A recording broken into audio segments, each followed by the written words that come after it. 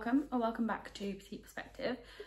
This week's video was going to be a whole bookish things video, but I'm going to save that for a different time later this month.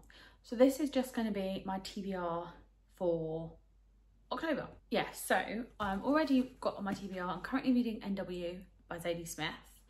I've also already got Abby Jimenez's Your Part of Your World, I can't say that today, and Rebecca F. Kwong,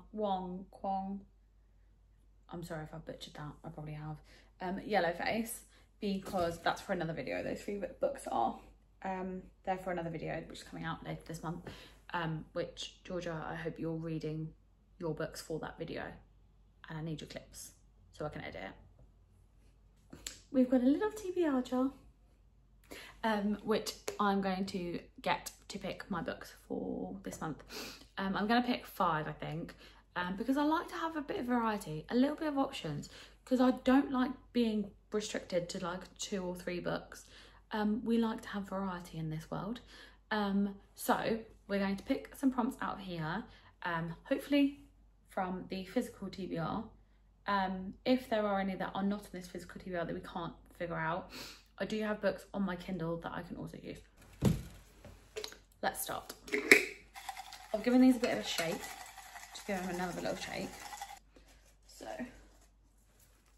first prompt. The first book in a series.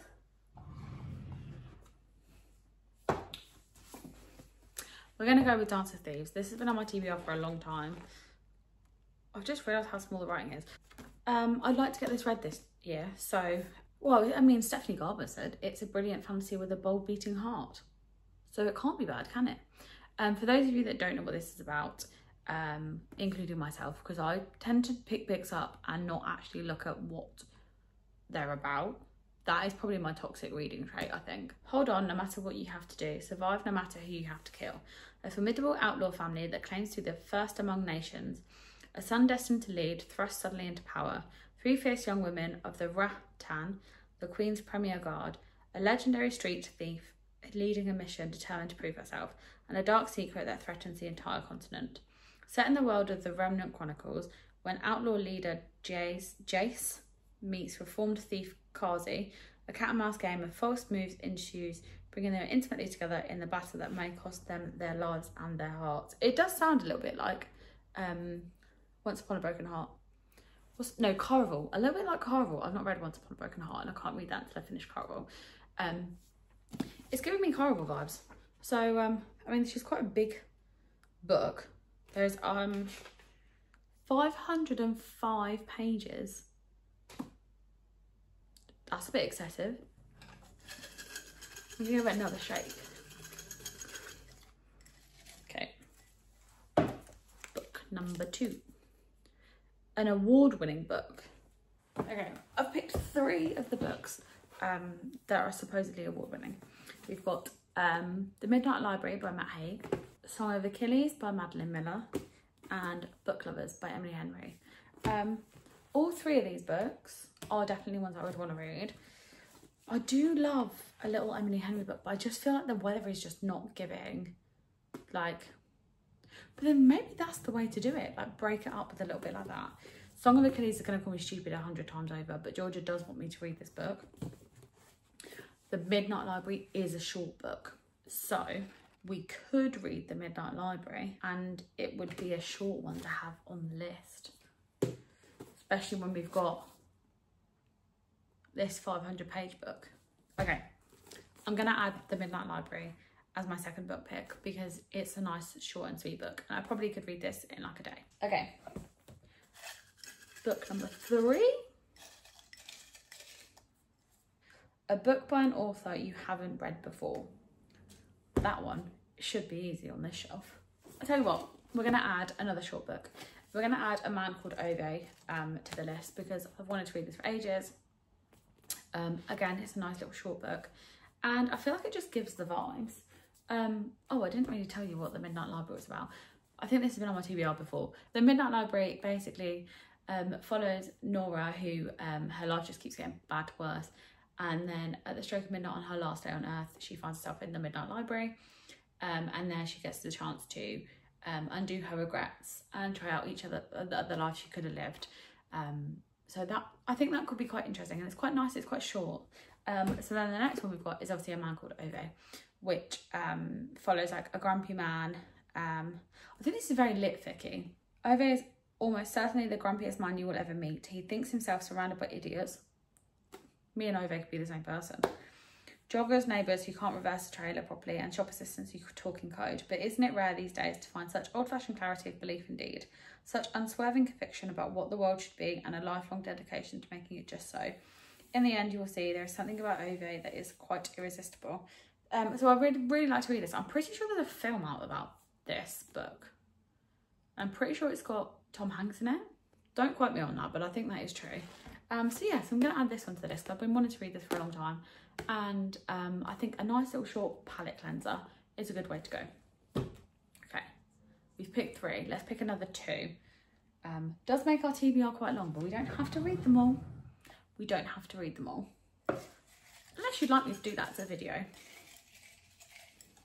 Okay, book number 4.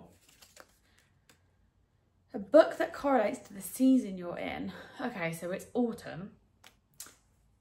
I don't have any really autumnal books. That's not really my vibe. We're gonna go with Home Before Dark by Riley Sager. Mainly because I think autumnal, like a nice little thriller book, is lovely in like the autumn, the winter. And this one, you know, talks about ghosts, I think. Home Before Dark, let's see. Well, you know, October, Halloween. 25-year-old Maggie Holt and her parents moved into a rambling Victorian estate called Banbury Hall.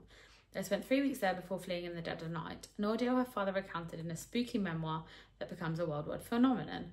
She may have been too young to really remember what happened, but Maggie doesn't believe a word in her father's book. Ghosts, after all, don't exist, but now Maggie is back at Banbury Hall and is beginning to believe that there might have been some truth in the fiction, that either way, someone or something doesn't want her here, and that she might be in danger all over again. So I think that's the perfect little fall book, and also like the cover gives proper spooky vibes, and because it's October, spooky season is upon us, so I think this is the perfect book to add to the list, and makes it a little bit different. I think we have got one more pick. This is the best TBR thing I've ever done, to be honest. A book with an even number of pages. That is our last pick. I will come back to you when I found a book with an even number of pages. Okay, the final book of the list is going to be The Little Paris Bookshop.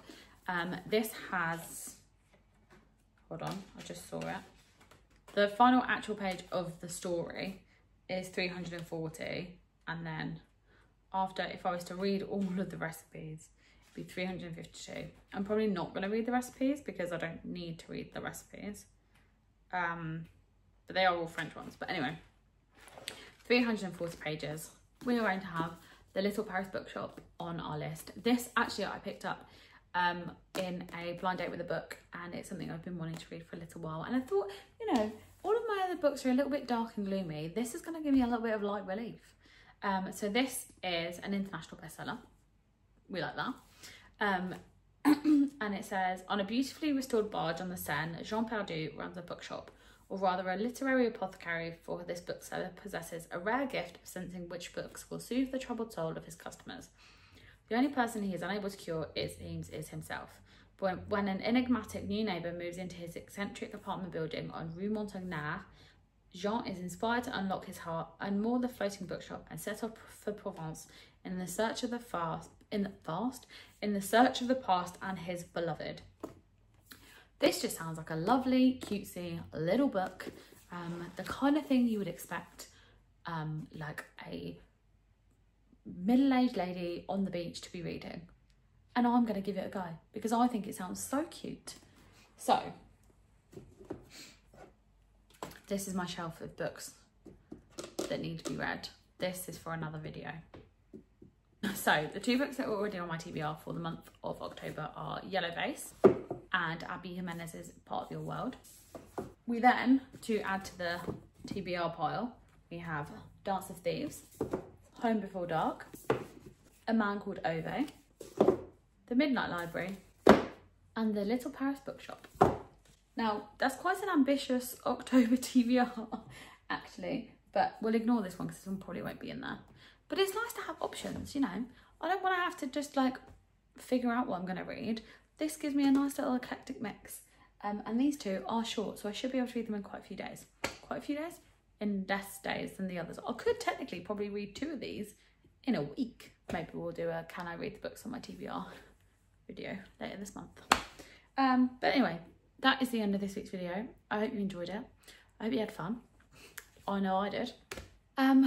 Yeah, thank you for joining me as I show you the excessive amount of books I've put on my TBR for the month of October. If you enjoyed this video, don't forget to like and subscribe and tell all your friends about us, and we'll see you in the next one.